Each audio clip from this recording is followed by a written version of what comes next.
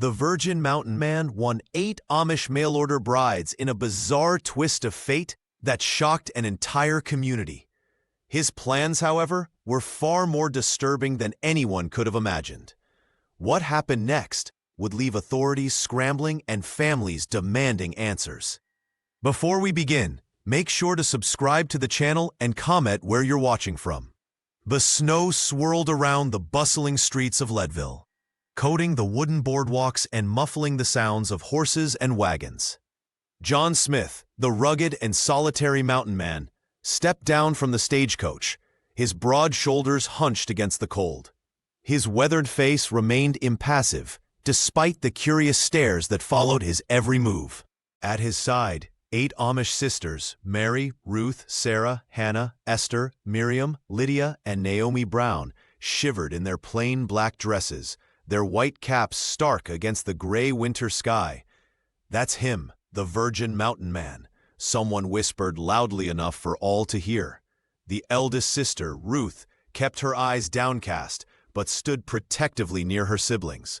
The youngest, Naomi, clutched her sister's hand, wide-eyed at the unfamiliar surroundings. The crowd that had gathered at the stagecoach stop grew larger by the minute.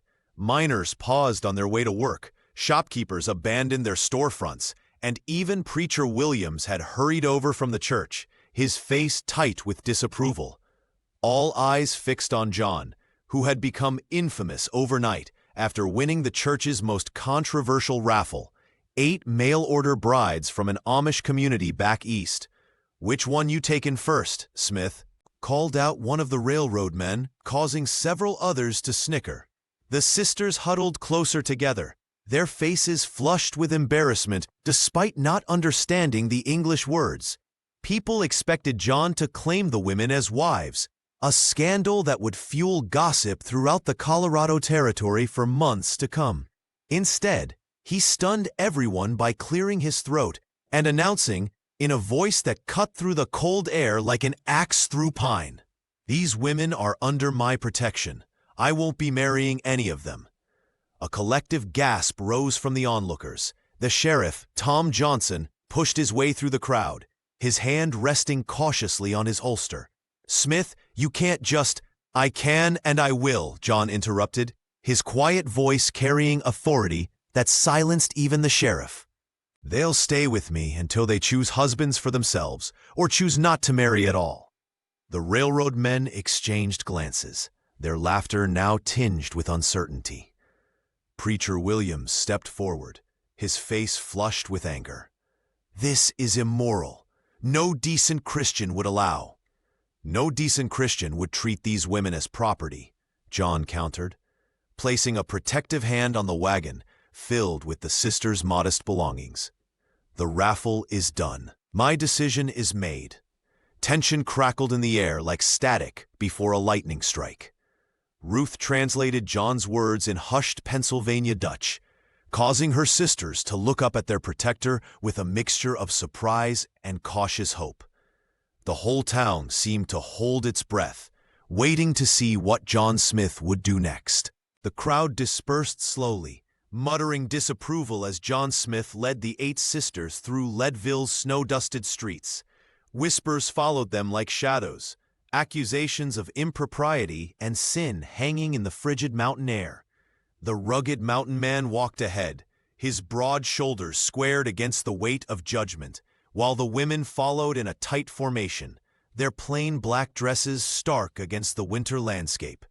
At the local inn, John approached the counter with quiet determination. "8 rooms, please," he said, pulling out a leather pouch that contained funds he'd set aside for winter provisions. The innkeeper's eyebrow shot up as he counted the money, but he handed over the keys without comment. Ruth Brown stepped forward, her eyes meeting John's with unexpected steadiness despite her trembling voice. "Thank you for your kindness," she said softly.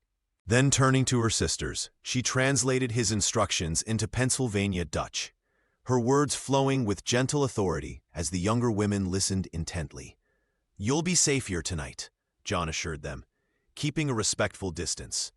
"Tomorrow, we'll discuss what happens next." Mary, the practical sister, ventured a question. "What about you? Where will you stay?" "Don't worry about me," he replied, already backing toward the door. The sisters exchanged uncertain glances as he departed, their faces a mixture of relief and apprehension. That night, John made his bed in a stable behind the inn. The familiar smell of hay and horses brought some comfort as he spread his blanket across a pile of straw. He'd given up his room money without hesitation, but now, as he lay staring at the rough-hewn beams overhead, the enormity of his decision pressed down upon him like a physical weight. 8 strangers, 8 lives, 8 futures now intertwined with his own. The horses shifted restlessly in their stalls, their occasional snorts punctuating the silence. Outside, the wind began to howl, rattling the stable doors and carrying with it the unmistakable scent of an approaching storm. John pulled his coat tighter around his shoulders. What had possessed him to make such a promise? He was a solitary man, more comfortable with wilderness than with people. He had no experience caring for others, let alone 8 vulnerable women who spoke little English and knew nothing of frontier life. His cabin was remote, his supplies limited, and winter, the harsh, unforgiving mountain winter, was already closing in. John closed his eyes, listening to the gathering storm. Had his act of mercy doomed them all? The railroad men wanted his land, the townsfolk wanted scandal, and now 8 innocent women depended on him for protection. As sleep finally claimed him, one thought remained. There was no turning back now. For better or worse, their fates were bound together by a promise he could not break. The gray light of dawn filtered through the frost-covered windows of the inn as John Smith rose from his makeshift bed. Sleep had been elusive, his mind troubled by the weight of responsibility for 8 women who were strangers to both him and this harsh land. Outside, the temperature had dropped further overnight, and a thin layer of fresh snow blanketed Leadville's muddy streets. John secured passage for all 9 of them on the northbound stagecoach, handing over precious coins that had been meant for his winter provisions. The ticket agent raised an eyebrow but said nothing, merely counting the money twice before sliding the tickets across the counter. "We leave in 1 hour," John informed Ruth Brown when he returned to the inn's common room. "The mountain passes may close soon if this weather worsens." Ruth nodded, her face composed despite the uncertainty that surely gripped her heart. In the dim light of early morning, she gathered her 7 sisters in a tight circle near the fireplace. The young women bowed their heads as the eldest led them in prayer, her voice steady in Pennsylvania Dutch, the familiar words offering comfort in this strange territory. "The Lord guides our steps, even when the path is hidden from our eyes," she translated afterward for John's benefit, her calm demeanor belying the treacherous journey ahead. When the time came to board the stagecoach, John maintained a respectful distance from the Brown sisters. He was acutely aware of how his every movement was scrutinized by the townsfolk who had gathered to witness their departure. Each glance felt like a brand upon his back, some filled with judgment, others with ridicule, and many with naked suspicion. "Mind those girls, mountain man," called out a miner, his tone suggesting something far from concern. John helped the sisters with their modest bundles but was careful not to touch their hands or shoulders more than absolutely necessary. Young Naomi, the smallest of the 8, stumbled slightly on the step, and he steadied her elbow briefly before quickly withdrawing his hand. Inside the vehicle, the sisters arranged themselves on the hard wooden benches, their black dresses and white caps stark against the worn leather upholstery. John took the seat nearest the door, positioning himself as both guardian and barrier between the women and whatever dangers might await them on the journey. As the driver cracked his whip and the horses lurched forward, John gritted his teeth, his jaw set with determination. He had made a vow, not just to these women, but to himself and to God. Providence had placed these innocent souls in his care, and despite the whispers, despite the hardships ahead, despite his own doubts, he would not fail them. The stagecoach rumbled northward, carrying them all toward an uncertain future in the shadow of the mountains. The stagecoach lurched violently as it navigated the treacherous mountain pass. John Smith braced himself against the wooden frame, his weathered hands gripping the seat as the vehicle swayed. Outside, young Naomi Brown, the most curious of the siblings, pressed her face eagerly against the frosted window, her eyes wide with wonder at the vast wilderness unfolding before them. "So many trees," she whispered in Pennsylvania Dutch, her breath fogging the glass. "And the mountains touch the sky."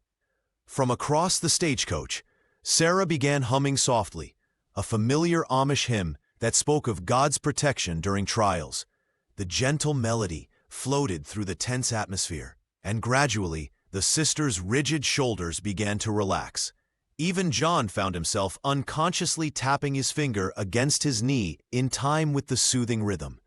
When the stagecoach finally pulled into a lonely relay station just before nightfall, everyone was stiff and exhausted.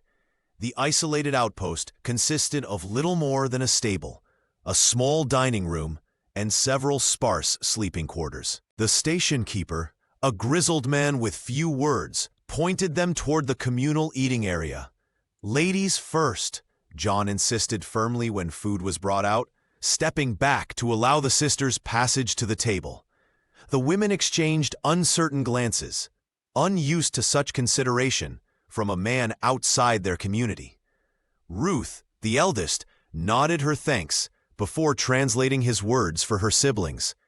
"He says we should eat before him," she explained quietly in their native tongue. The sisters approached the simple meal of beans and cornbread with cautious gratitude, watching as their mountain guardian stood patiently by the door, his tall frame casting a long shadow across the wooden floorboards. Later that night, as bitter wind howled outside the drafty relay station, the Brown sisters huddled together in their assigned room. Their whispers mingled with the creaking of the building as they discussed their unusual situation. "Do you think he truly means to protect us?" Hannah asked, her voice barely audible. "Or is this another test from God?" Esther wondered, pulling her shawl tighter around her shoulders. Ruth gazed thoughtfully toward the door, beyond which their protector likely sat awake, vigilant despite his own exhaustion. "I believe he is a good man," she said finally. "But whether he is our blessing or our trial, only the Lord knows." On the second day, the stagecoach rattled into the mining town of Breckenridge, wheels crunching through fresh snow as curious onlookers lined the muddy Main Street. Word had traveled faster than the vehicle itself. A crowd had gathered, eager to witness the spectacle of the mountain man and his 8 brides. Women clutched their shawls tight, whispering behind gloved hands while men stood with arms crossed, judgment etched on their weathered faces. Sheriff Tom Johnson pushed through the throng, his badge catching the weak winter sunlight. The lawman approached John Smith with a grave expression, pulling him aside as the sisters huddled together near the stagecoach. "Listen here," the sheriff muttered, his breath clouding between them. "Town's mighty uneasy about your situation. 8 unmarried women under one man's care? Folks are talking, and not kindly." John's jaw tightened. "They're under my protection, not my possession." From the edge of the crowd, Jake Miller, the saloon owner's brother, cupped his hands around his mouth. "Hey, mountain man, gonna share your bounty with the rest of us?" His crude joke echoed across the street, followed by several guffaws from the miners. Ruth Brown stepped forward, her plain black dress stark against the snow, but John gently motioned for her to stay back. The eldest sister's eyes flashed with indignation, yet she complied, gathering her siblings closer. "How much for just one night with the prettiest?" Jake called out, emboldened by the laughter. John's hands curled into fists, but instead of charging forward, he drew himself up to his full height. The mountain man turned slowly, facing the crowd with shoulders squared and eyes steady. "These women," he announced, his deep voice carrying across the suddenly hushed street, "are not my property. They are my neighbors, my responsibility." He paused, scanning the faces before him. They were sent here against their will, and I aim to see them safe. Anyone wishing to court these ladies will do so with respect and their consent, or answer to me." The declaration hung in the frigid air. Several men shuffled their feet, gazes dropping to the ground. Even Jake fell silent, the smirk sliding from his face. "Furthermore," John continued, "they are women of faith. They deserve the same courtesy you'd show your mothers and sisters." Gasps rippled through the crowd. The sheriff's eyebrows rose nearly to his hat brim. Behind John, the Brown sisters exchanged startled, hopeful glances. Naomi, the youngest, clutched Mary's hand, her eyes wide with wonder. Ruth stepped forward again, this time translating John's words into Pennsylvania Dutch for her sisters. Their faces softened with relief, and for the first time since leaving Leadville, a tentative smile crossed Esther's pale features. The crowd began to disperse, murmuring among themselves. The mountain man had thrown down a gauntlet of decency that few could openly challenge. Mrs. Henderson guided the Brown sisters through the narrow hallway of the Breckenridge Hotel, her gray hair tucked neatly beneath a lace cap. "You'll be safe here, dears," she whispered, glancing over her shoulder as if expecting trouble to follow. "Two to a room, and I've put you all together at the end of the hall. Nobody will bother you here." Ruth Brown nodded gratefully, translating the woman's words into Pennsylvania Dutch for her sisters. The proprietor's wife squeezed Ruth's hand before departing, leaving behind the scent of lavender and fresh bread. Outside on the wooden porch, John Smith collapsed into a rocking chair, his broad shoulders slumping with exhaustion. The weathered boards creaked beneath his weight as he removed his hat and ran calloused fingers through his hair. 3 days of travel, of watchful nights and tense encounters, had drained him completely. The mountain man stared at the darkening street, watching as lamps were lit in windows across Breckenridge. He hadn't anticipated how difficult this journey would be. Not the physical demands, those he was accustomed to, but the weight of responsibility for 8 lives now entrusted to him. 8 women who spoke little English, who knew nothing of frontier life, who had placed their faith in a stranger because they had no other choice. As dusk settled over the mining town, John bowed his head and prayed quietly, his lips barely moving. He asked for strength, for wisdom, for protection. The words came haltingly at first, then flowed more freely as he confronted his fears in the growing darkness. From an upstairs window came the sound of laughter, Naomi's high, clear giggle, followed by what must have been Lydia's deeper chuckle. The sound startled him. Despite their circumstances, despite the stares and whispers that had followed them from Leadville, the sisters had maintained their spirit. John knew the railroad men were watching. James Wheeler had made no secret of his desire for the mountain valley where John's cabin stood. The lawyer had approached him twice already, offering sums that would have tempted a lesser man. Now, with 8 Amish women added to the equation, Wheeler would surely see new leverage to force him out. The townspeople were another concern. He'd seen how they looked at the sisters, with suspicion, curiosity, and sometimes darker intentions. Their plain dresses and quiet ways marked them as outsiders, potential disruptions to the rough balance of frontier life. Rocking slowly, John made a silent vow as stars appeared in the mountain sky. He would protect these women, guide them safely to his home, and defend them against whatever threats might come. No matter the personal cost, he would not break faith with them. The laughter drifted down again from above, and John found himself smiling in the darkness. The next morning, John Smith woke with the first light, his mind heavy with worry. He'd barely finished his first cup of coffee at the hotel's dining room when 3 men in expensive suits approached his table. Their polished boots and gold pocket watches stood in stark contrast to John's worn clothing. "Mr. Smith," the tallest man said, extending his hand. "James Wheeler, attorney for the Western Railroad Company." John nodded but didn't shake the offered hand. Wheeler didn't seem bothered as he introduced his companions, a land surveyor and another company representative. "May we join you?" Wheeler asked, already pulling out a chair. The mountain man grunted his reluctant approval, noticing how the other diners watched with undisguised curiosity. "I'll be direct," Wheeler said, leaning forward. "The railroad needs a passage through your mountain claim. We're prepared to offer a fair price, $500. John nearly choked on his coffee. The sum was substantial, especially for a man who lived simply off the land. "Not interested," he replied, his voice steady despite the tension building in his chest. Wheeler's smile tightened. "Consider your situation, Mr. Smith. A bachelor living alone with 8 unmarried women? The scandal alone will make your land worthless. People are already talking." John's hands trembled beneath the table, but his gaze remained unwavering. "My land isn't for sale at any price." The lawyer leaned back, exchanging glances with his companions. "Think about it.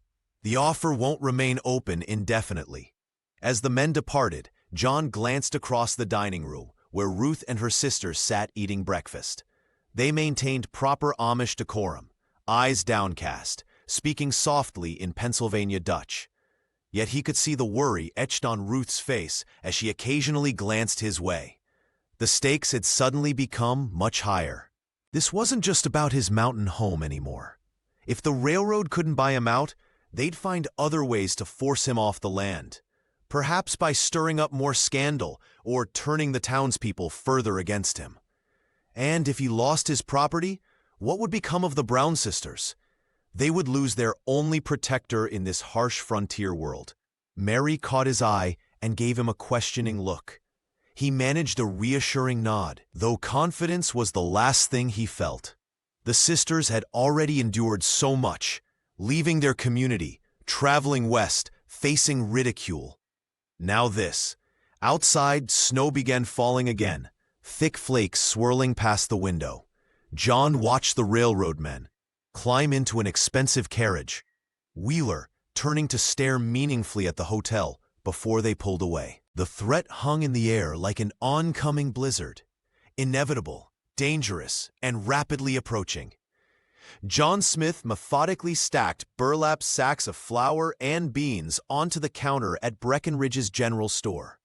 His weathered hands moved with purpose as he selected coffee beans, salt pork, and finally, a gleaming new cast-iron stove that would be essential for the harsh mountain winter ahead. The 8 Brown sisters trailed behind him in their plain black dresses, examining the store's offerings with quiet curiosity. "Look at them following him like ducklings," a woman whispered loudly to her companion. "Shameful business, that raffle." The storekeeper avoided eye contact as he tallied the purchases, while other customers stared openly at the unusual group. Mary Brown, ever practical among her sisters, approached John as he examined a bolt of heavy wool fabric. "Do you truly know how to survive a mountain winter?"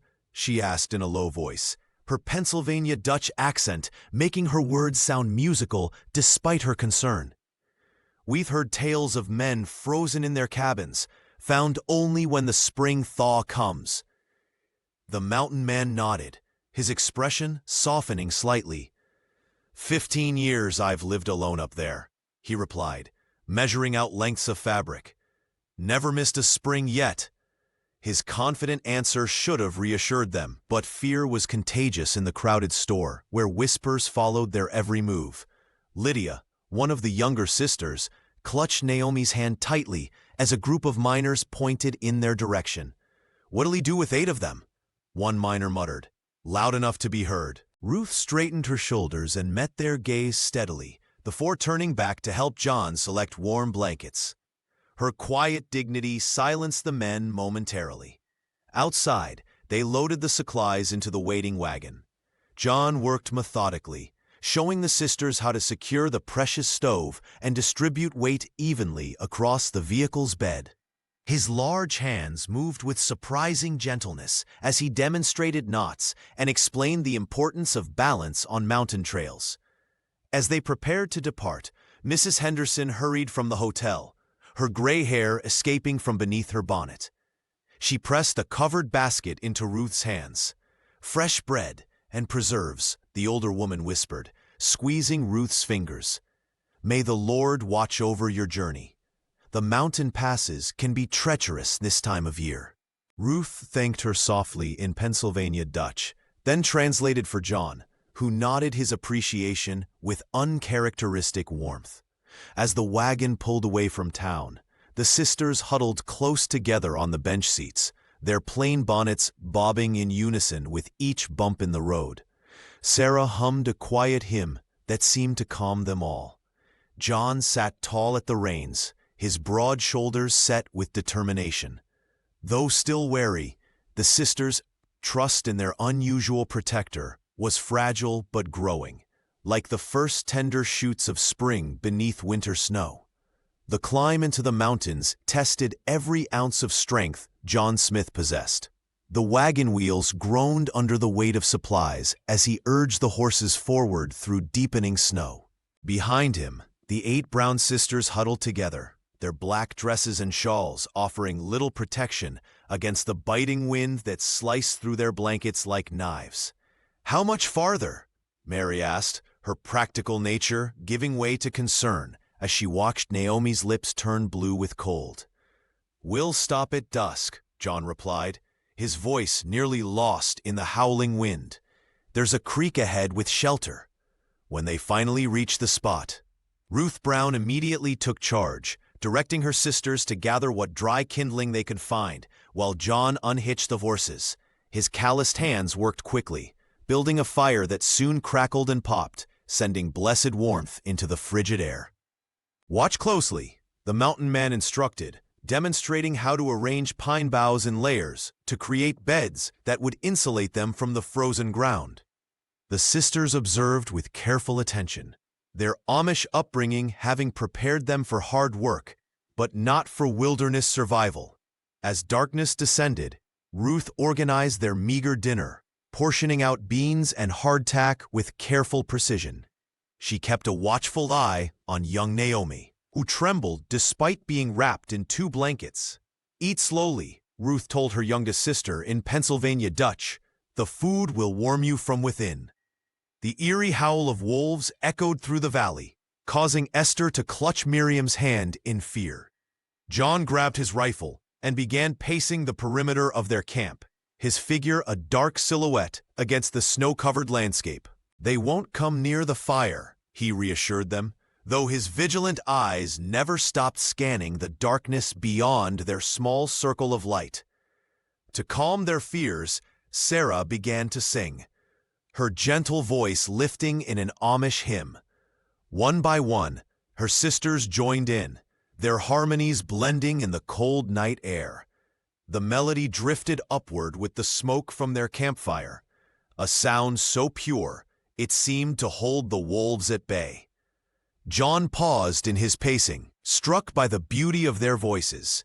He lowered himself onto a log near the fire, rifle still across his knees, and felt something shift inside his chest. A sensation so unfamiliar, it took him moments to recognize it. For 15 years, he had lived alone on this mountain, speaking to no one but God and himself for months at a time. Now, surrounded by these 8 strangers who depended on him completely, John realized what had changed. The crushing weight of solitude had lifted. For the first time in more years than he could remember, he was not alone in the world. After 2 more days of treacherous travel through snow-laden mountain passes, the weary group finally reached John Smith's cabin, nestled in a sheltered valley. Smoke curled invitingly from the stone chimney. Paul Davis, John's loyal neighbor, had kept the fire going in anticipation of their arrival. The 8 Brown sisters stood in silent awe, taking in the sturdy log house with its hand-hewn walls and windows glowing warmly with lamplight against the darkening sky. "It's not much," John murmured, suddenly self-conscious of his humble dwelling. Ruth Brown stepped forward, her eyes bright with appreciation. "It's a blessing," she said simply, translating for her sisters, who nodded in agreement. The mountain man helped unload their meager possessions from the wagon, while the women filed inside, their collective breath catching at the surprising spaciousness of the main room. Though sparse in decoration, the cabin was meticulously organized. Tools hung in precise order, shelves were dust-free, and the wooden floor had been recently swept. "You keep a cleaner home than most men I've known," Ruth remarked, running her finger along a shelf without finding a speck of dust. John's weathered face flushed with unexpected embarrassment. "My father taught me to respect God's gifts," he muttered, busying himself with stoking the fire. "Said a man who can't honor his dwelling, can't honor his Creator."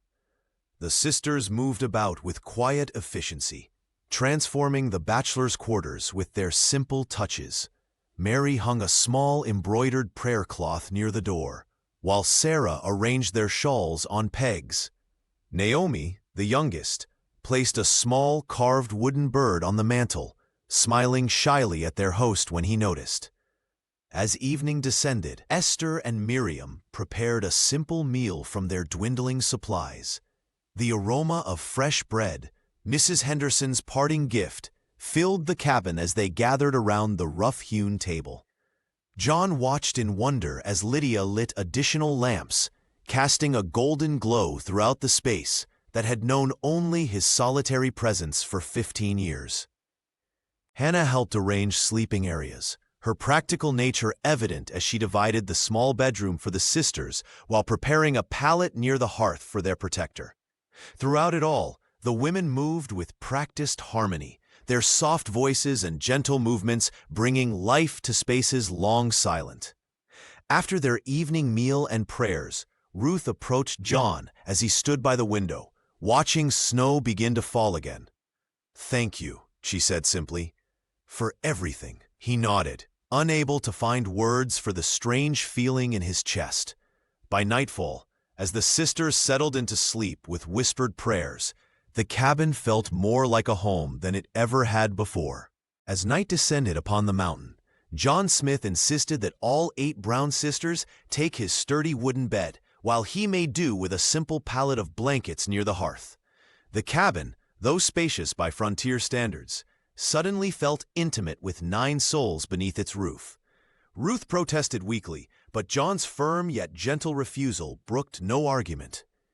"My father taught me that a man's duty is to provide comfort before taking it for himself," he explained. Arranging his makeshift bed on the rough-hewn floorboards, the sisters prepared for sleep with practiced efficiency, moving in the choreographed harmony of those who've shared close quarters all their lives. Their whispered Pennsylvania Dutch created a gentle undercurrent of sound as they took turns washing at the basin and brushing each other's hair. As darkness enveloped the cabin completely, save for the golden glow of the fireplace, an unexpected sound emerged. It began with Ruth's clear voice, soon joined by Mary's deeper tones, then Sarah's gentle soprano. One by one, each sister added her voice until the cabin resonated with an Amish hymn John had never heard before. The mountain man lay still beneath his woolen blanket, transfixed. The melody was strange to his ears, foreign in its cadence and ancient in its soul. Yet something in the harmonies reached deep inside him, touching a place he'd forgotten existed. The sisters sang in their native tongue, words he couldn't understand, carrying emotions he recognized all too well. Gratitude, faith, and the quiet courage of those who face uncertainty together. Outside, snow began falling in thick, silent curtains, insulating the cabin from the harsh wilderness beyond. Inside, warmth spread not just from the crackling fire, but from the presence of shared humanity. John closed his eyes, allowing the unfamiliar music to wash over him. For 15 years, he had spoken more to his horses than to people, convinced that solitude was his natural state. Yet now, surrounded by these 8 strangers who depended on him, he felt something shifting within his chest. The singing continued until young Naomi's voice began to fade with drowsiness.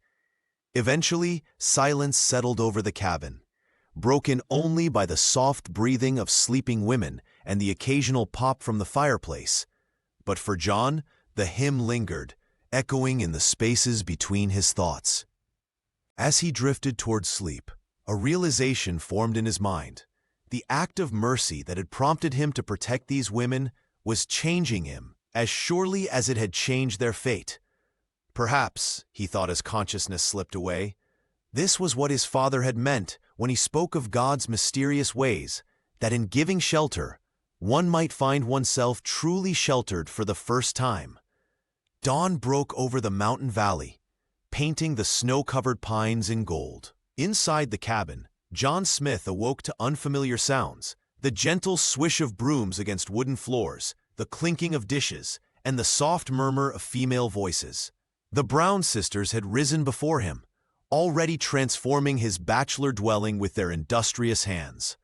Ruth Brown approached, her plain dress dusted with flour, and offered him a steaming cup of coffee. "Thank you for sheltering us," she said, her voice steady despite the uncertainty of their situation. John nodded, words failing him as he observed the remarkable change in his home. The mountain man watched in silent amazement as the women moved with practiced efficiency. Mary organized his meager pantry, while Sarah hung fresh curtains fashioned from spare fabric. The younger sisters, Hannah, Miriam, Lydia, and Naomi, worked together scrubbing surfaces that hadn't seen such attention in years. Even Esther, despite her delicate constitution, polished his few treasured books with gentle care. "You've made it different," John finally managed, his deep voice revealing both gratitude and discomfort with the changes. Ruth smiled. "A home should reflect those who dwell in it. Now it reflects all of us." After breakfast, John took Ruth outside to the edge of the clearing. "A woman alone needs to protect herself," he explained, placing his rifle in her hands.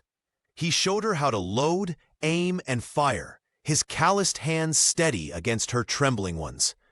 When she finally pulled the trigger and struck the pine knot he designated as target, pride flashed across her face. "I never thought I could do such a thing," Ruth admitted, handing back the weapon with newfound respect. "Survival requires skills we don't always expect to need," he replied. That afternoon, the sisters insisted on teaching John something in return. In his small kitchen, they gathered around as Miriam demonstrated how to make proper biscuits. John's massive hands, so capable with an axe or rifle, fumbled clumsily with the delicate dough. "Not so rough," Naomi giggled as flour dusted his beard. "You're building biscuits, not a cabin." When he accidentally flipped a ball of dough onto his own forehead, Lydia burst into peals of laughter. Soon all the sisters joined in, their voices rising in harmony. To everyone's surprise, especially his own, John's deep laugh rumbled up from his chest, joining their chorus. The sound startled him. How long had it been since he'd truly laughed? The joy felt foreign yet familiar, like returning to a place long forgotten. As the afternoon light streamed through windows now clean and bright, John realized that in protecting these women, he might have saved something in himself as well.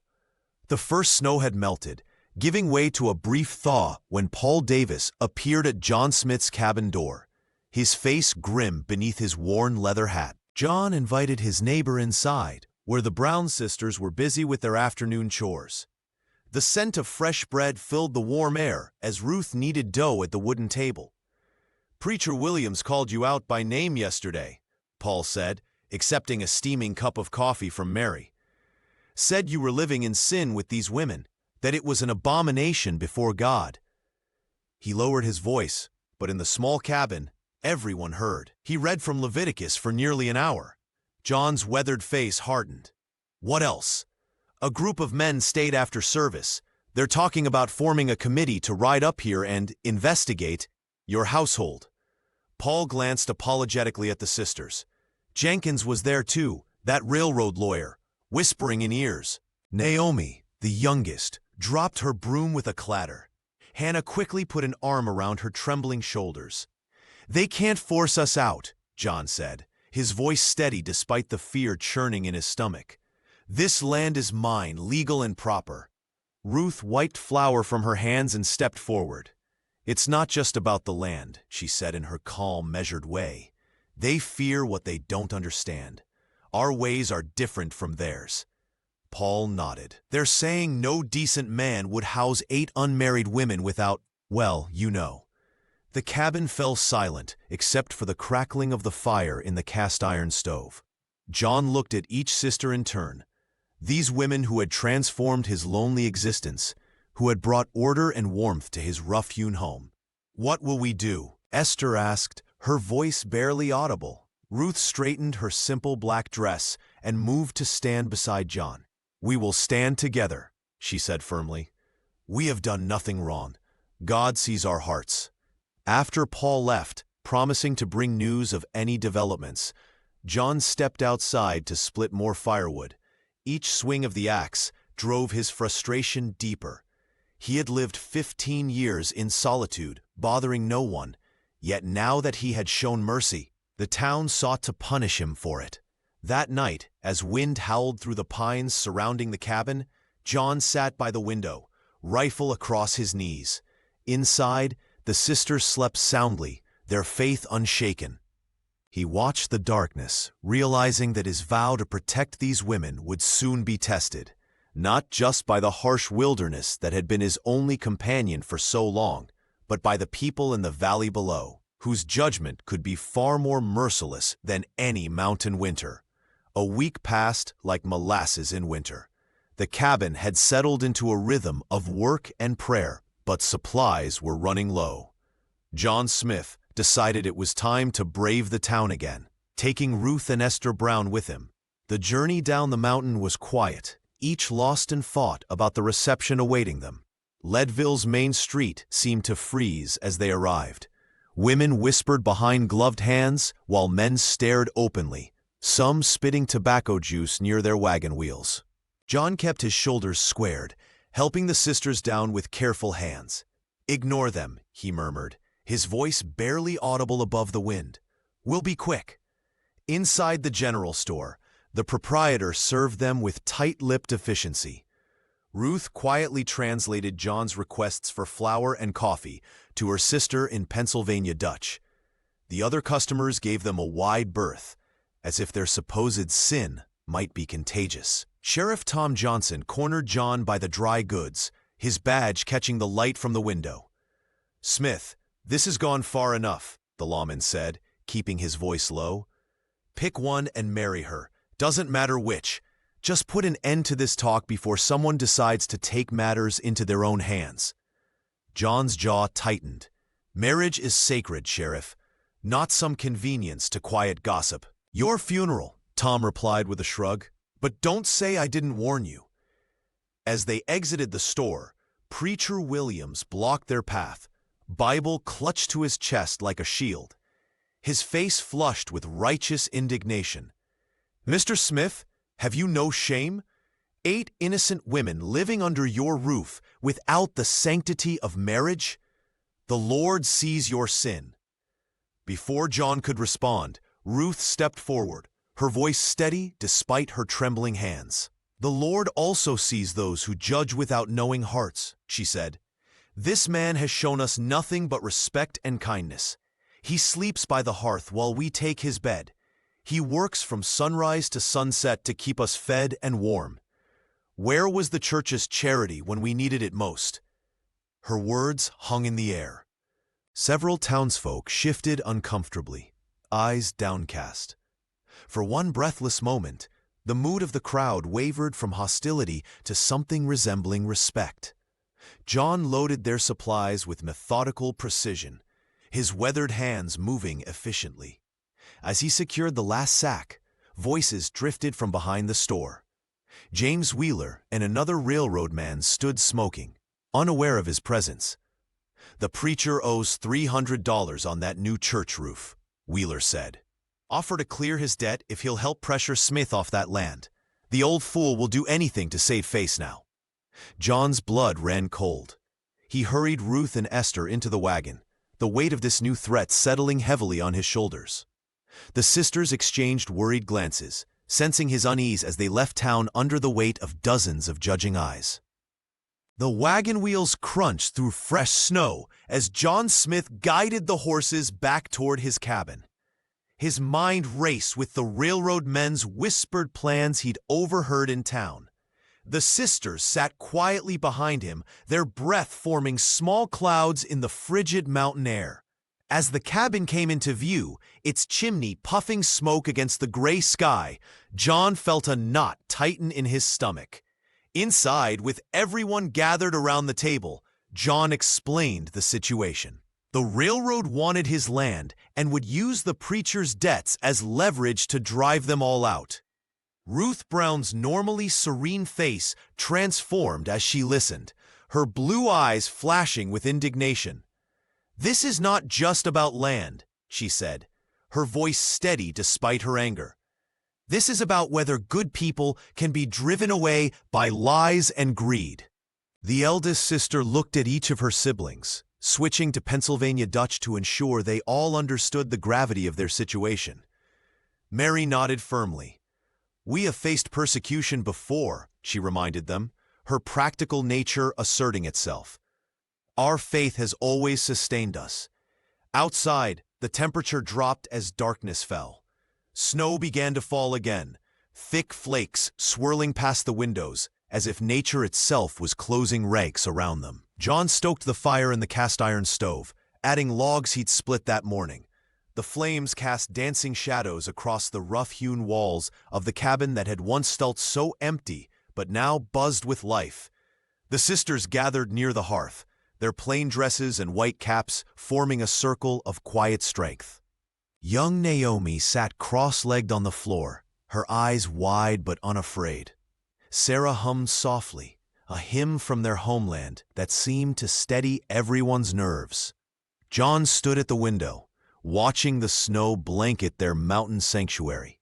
His reflection stared back at him, a man who had lived alone for 15 years, now surrounded by 8 women who trusted him with their lives. His hands trembled slightly, not from fear, but from the weight of responsibility. "I might not win against the railroad," he said finally, turning to face the sisters. "They have money and lawyers. I might lose this land.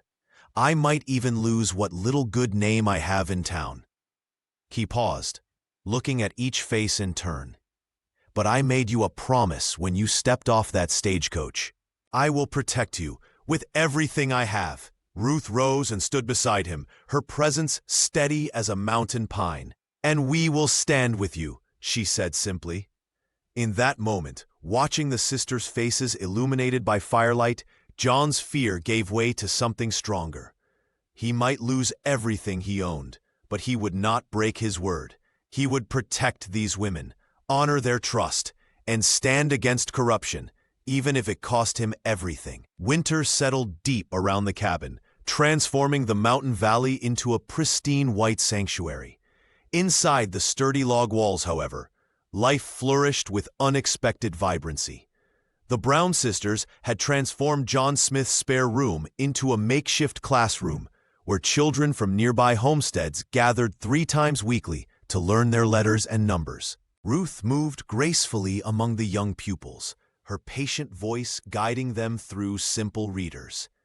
Naomi, the youngest sister, had discovered a natural talent for teaching, her youthful enthusiasm connecting with even the most reluctant mountain children. Meanwhile, John spent his days splitting firewood until his muscles ached, the steady rhythm of his axe a comforting counterpoint to the women's singing inside. "We've never had schooling up here before," Paul Davis remarked one morning, watching his own children trudge through snow toward the cabin. "You've brought civilization to this wilderness." John merely nodded, uncomfortable with praise, yet secretly proud of what they'd accomplished together. Inside, Mary and Miriam had developed a system for cooking that kept everyone fed with minimal supplies. Hannah and Lydia sewed constantly, transforming old blankets into warm clothing, while Sarah tended a small indoor garden beneath the window, where herbs and winter greens brought unexpected color to their meals. One frigid afternoon, as John returned from mending fences along the property line, he found a stranger's horse tethered outside.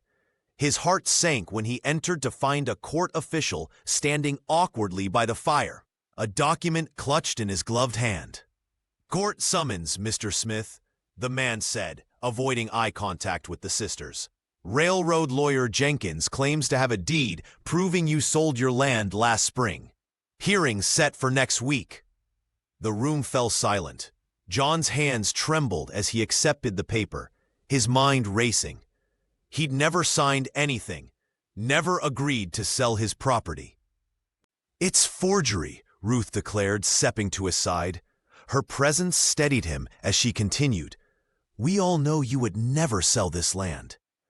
That evening, after the children had gone and dinner was cleared away, the sisters gathered around the table. Esther, still weak from her illness, insisted on joining them. "We will testify to your character," Mary said firmly. "The entire valley knows what kind of man you are." Ruth reached across the table, her hand covering John's calloused one.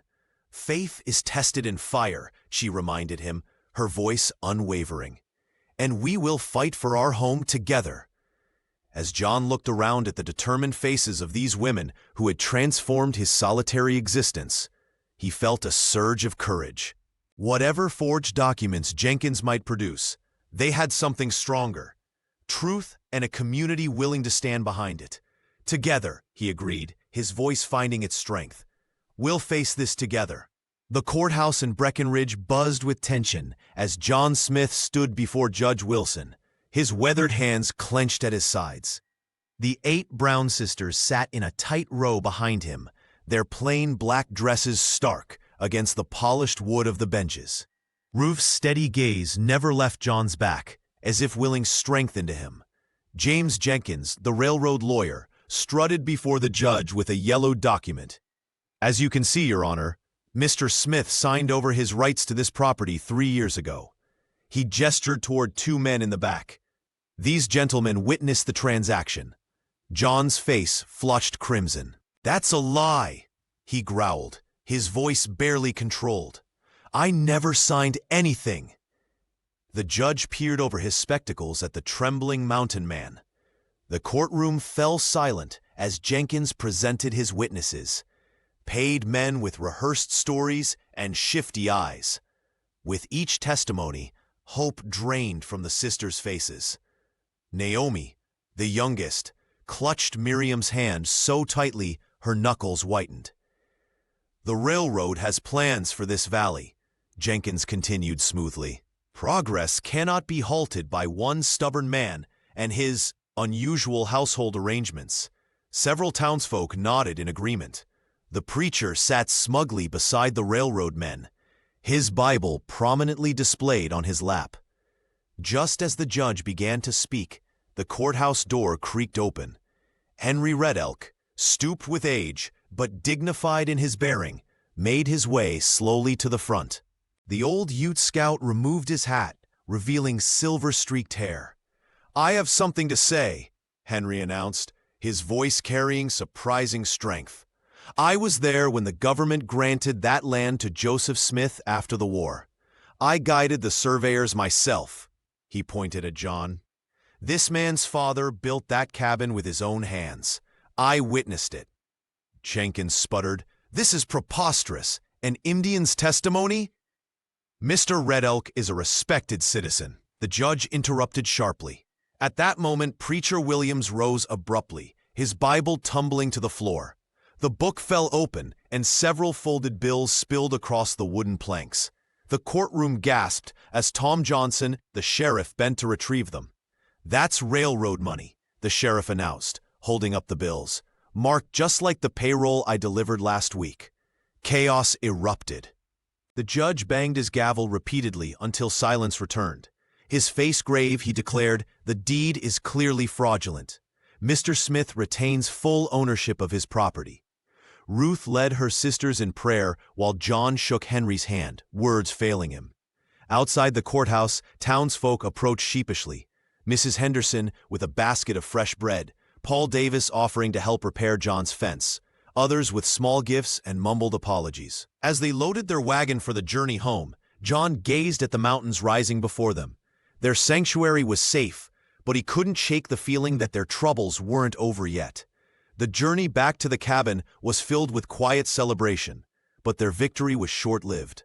As they crested the final hill toward home, Esther Brown suddenly slumped against Ruth, her face flushed with fever. John Smith carried her inside, his weathered hands gentle as he laid her on the bed. "It's the old sickness," Ruth whispered, pressing a cool cloth to her sister's forehead. "It comes back when her body weakens." For 3 days, the mountain howled with a vicious storm, trapping them inside as Esther's condition worsened. The sisters took turns at her bedside, their prayers filling the cabin in soft, desperate harmony. John worked tirelessly, splitting wood until his hands bled, keeping the fire roaring against the bitter cold that threatened to claim Esther's fragile life. "I've never seen such fever," Mary said on the 4th night, her practical nature giving way to fear as she changed the compresses. "We need a doctor." But the mountain passes were blocked with snow, and no messenger could reach town. John knelt beside Esther's bed, his massive frame looking oddly vulnerable as he prayed in his rough, halting way. Outside, the wind screamed like a wounded animal. "There's another way," Miriam suggested during the darkest hour, when Esther's breathing had grown shallow. The sisters gathered in the kitchen, their faces drawn with exhaustion. "If John married one of us, Ruth perhaps, we'd have legal protection. The town would stop their gossip, and we can stay here forever, safe." The proposal hung in the air like frost. John's eyes met Ruth's across the room, something unspoken passing between them. "No," he said finally, his voice firm but gentle. "Marriage isn't a shield or a convenience. It's sacred. I won't dishonor any of you that way." Ruth nodded, relief and something deeper flickering across her face. "We'll face whatever comes together, as a family." That night, as John kept vigil by the hearth, he heard the sisters singing hymns in Pennsylvania Dutch, their voices weaving around Esther's labored breathing. He added more wood to the stove, his shoulders aching from days without rest. The mountain man who had lived 15 years in solitude now found himself at the center of a family bound by something stronger than blood. By dawn, Esther's fever broke. Her eyes fluttered open as sunlight streamed through the cabin windows. The storm had passed, leaving the world outside gleaming and new. John stood in the doorway, watching as the sisters embraced, their faith vindicated in the soft morning light. "You kept your promise," Ruth said quietly, coming to stand beside him. "You protected us." John looked down at his calloused hands. "Some things are worth protecting," he answered simply, "no matter the cost." When the storm finally broke and sunlight streamed into the valley, Esther Brown's fever eased. The color returned to her pale cheeks as she sat propped against pillows by the window, watching snowmelt drip from the eaves. The sisters gathered around her bed, their prayers of thanksgiving filling the cabin that had weathered both literal and figurative storms. John Smith stood in the doorway, his broad shoulders sagging with relief. For days, he hadn't slept, keeping the fires blazing through the night while the women tended to Esther. The crushing weight of despair lifted from his chest as he watched the young woman sip broth from Ruth's steady hands. "God has not abandoned us," Ruth whispered, her eyes meeting John's across the room. Word of the family's ordeal spread through the valley. By midday, a procession of townsfolk trudged through melting snow toward the cabin, bearing gifts. Mrs. Henderson arrived with fresh bread and medicinal herbs. Sheriff Johnson brought blankets and apologized for his earlier suspicions. Even the miners, who had once jeered at John, offered game and preserved fruits. "We should have known better," Tom Johnson admitted, hat in hand. "A man who keeps his word when it costs him everything is worth standing beside." The barrier of suspicion that had isolated John for 15 years crumbled that day. The mountain man who had lived alone for so long found himself surrounded by neighbors who finally recognized his character. As winter released its grip, spring breathed new life into the valley. The sisters, led by Mary's practical planning, planted a flourishing garden that stretched beyond the cabin. Vegetables sprouted in neat rows, and wildflowers bordered the path to the small chapel they built beside the homestead. The chapel, constructed from pine logs John had cut himself, became a gathering place. Sarah's musical talents shone as she taught mountain children to sing hymns in both English and Pennsylvania Dutch. Hannah and Miriam established a small school where local children learned reading and arithmetic 3 days each week. One by one, the sisters found their place in the growing community. Lydia caught the eye of a young rancher whose gentleness matched her quiet spirit. Naomi, no longer wide-eyed with fear, became known for her skill with herbs and healing. Some sisters chose marriage, while others dedicated themselves to teaching and community service. Through it all, the cabin remained the heart of their expanding world. What had begun as a reluctant refuge had transformed into a thriving homestead where mercy and courage had overcome prejudice and fear. As spring flowers carpeted the valley, John watched the sisters move confidently through their new lives, knowing that his vow of protection had yielded something far more precious than he could have imagined. Throughout the changing seasons, John Smith remained steadfast to his original promise, protecting the sisters without demanding anything in return. He never sought to possess what wasn't freely offered, nor did he bend his principles to appease others' expectations. The mountain man's integrity had withstood the harshest winter and the cruelest gossip. As wildflowers bloomed across the valley, Ruth Brown found herself lingering in John's presence. One evening, as they sat on the porch watching the sunset paint the mountains gold, she finally spoke the truth that had grown in her heart. "I've come to love you," she said softly, her voice steady despite her trembling hands. "Not from obligation, but from seeing your goodness every day." John turned to her, his weathered face softening with emotion he'd kept guarded for so long. After 15 years of solitude, he had learned to open his heart again. "I've loved you since that first snowfall," he admitted, "but I needed you to choose freely." Their wedding in late spring transformed the valley. Townsfolk who had once whispered accusations now traveled miles to witness their union. Sheriff Johnson stood proudly as John's best man, while Mrs. Henderson helped Ruth prepare her simple white dress. Even Henry Red Elk attended, bringing gifts of handcrafted leather and wisdom for the couple. The ceremony, held in the small chapel the sisters had built beside the cabin, blended Amish traditions with frontier practicality. Paul Davis played fiddle, while Sarah led her sisters in a hymn that echoed through the valley. The preacher, humbled by the community's transformation, spoke of redemption and second chances. By autumn, the once sparse cabin overflowed with life. Mary taught cooking to young women from town, while Miriam and Lydia established a small school that drew children from miles around. Hannah and Naomi tended gardens that produced enough to share with neighbors. Though some sisters had married local men, they remained close, gathering weekly for meals and prayer. Esther, fully recovered from her illness, became known for her healing skills, combining Amish remedies with knowledge shared by Henry Red Elk's people. John, no longer the solitary virgin mountain man of gossip and legend, became the cornerstone of this flourishing community. His land, once coveted by the railroad, now served as common ground where people of different backgrounds gathered in peace. On quiet evenings, Ruth would find John watching their growing family with wonder in his eyes. "I never thought mercy could build so much," he would say, holding her hand. Their story spread through the mountains and beyond. How true strength lies not in domination, but in protection. How real manhood is measured not by conquest, but by kindness. And how one vow of mercy could transform not just 8 lives, but an entire valley.